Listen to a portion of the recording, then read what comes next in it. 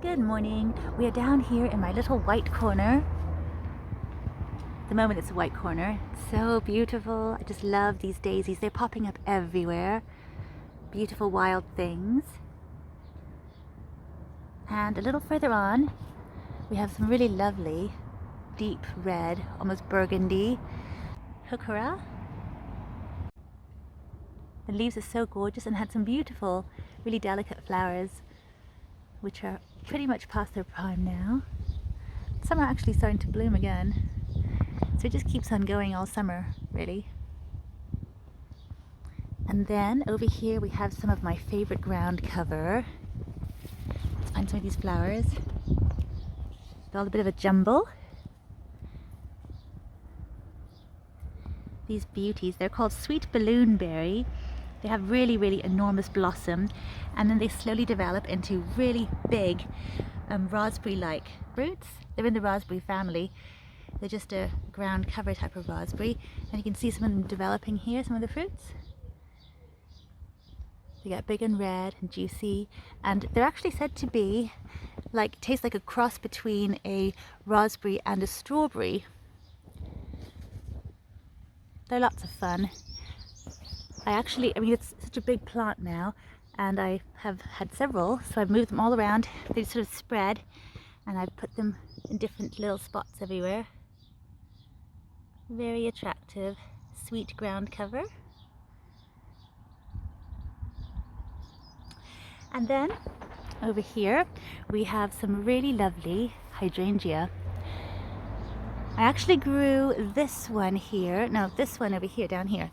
They're two slightly different ones. They're both lace cap hydrangea, so they're quite similar, but slightly different. So this one down here I found somewhere. I think it was one of my friend's garden, and I took a little cutting, and after a few years it's grown into quite a big beast. Look at this. Oh, beauty I should say, not beast. So gorgeous. I love the big flowers and then the little tiny ones in the middle. And then this other one over here, which is, as I said, very, very similar, was here already. It was very tall, very straggly when he moved in, so I did give it a bit of a chop, and it's just come back so stunningly now.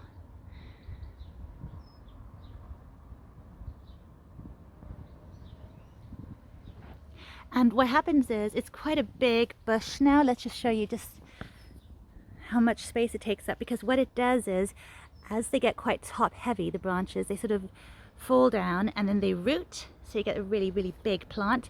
And this bit over here, which is taller, is actually in a cage, sort of support cage, so it gives it sort of different height here, which I quite like.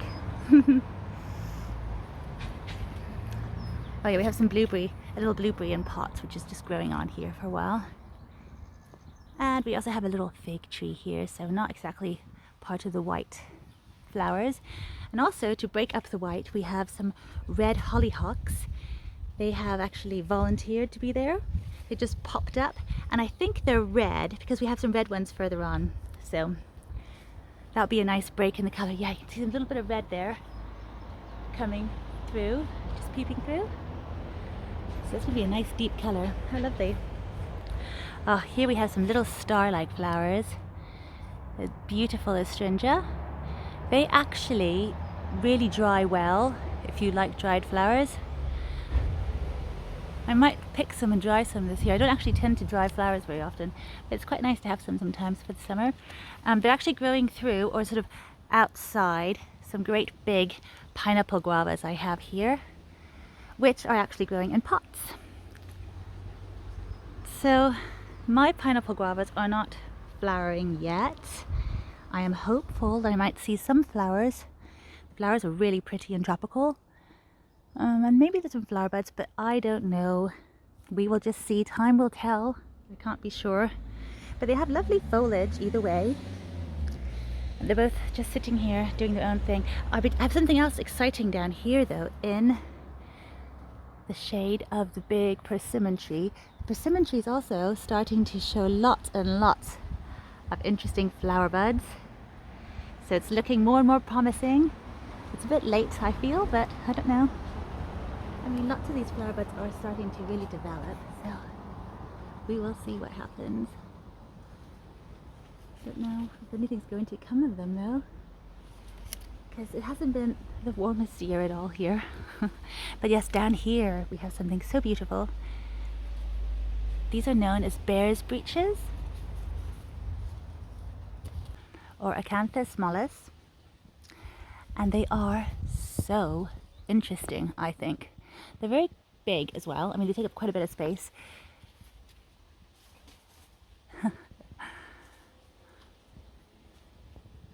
But they're very interesting too, and has some lovely coloration. Really big leaves, pokey ones. I've actually cut this plant back quite a bit just to make a bit of space for us to go through. And in this area it's usually full of Solomon seal, but the Solomon seal have actually been stripped. Look here.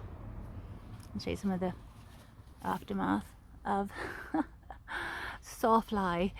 So it's really handy because what happens is the sawfly come and attack the Solomon seal, beautiful flowers, and eat them up, and then the little birds see the little larvae and they eat them. So it's a beautiful circle of life.